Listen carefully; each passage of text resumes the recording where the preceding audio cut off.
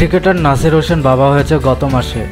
তার স্ত্রী তামিমা সুলতানা যুক্তরাষ্ট্রের নিউ ইয়র্কে থেকে জন্ম দেন পুত্র সন্তানের। নাম রাখা হয়েছে মানাফ। ঢাকা প্রিমিয়ার লিগ শেষ করে ছেলেকে দেখতে নিউ ইয়র্কে ছুটে যান নাসির। ঈদের দিন সন্তানের ছবি প্রকাশ্য আনলেন নাসির। ঈদের দিন নামাজের পর পাঞ্জাবি গায়ে মানাফকে কোলে নিয়ে বেশ কয়েকটি ছবি নিজের ভেরিফাইড ফেসবুক পেজে পোস্ট করেছেন এই ক্রিকেটার। সন্তানকে কাছে পাওয়ার ঈদে আনন্দ দ্বিগুণ হয়েছে তার।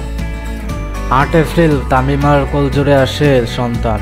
ফেব্রুয়ারিতে স্ত্রীর বেবি বাম্পের ছবি দিয়ে আন্তঃসত্ত্বা হওয়ায় খবর জানিয়েছিলেন নাসির, যদিও তার বাবা হওয়ার খবর আগেই জানা গিয়েছিল।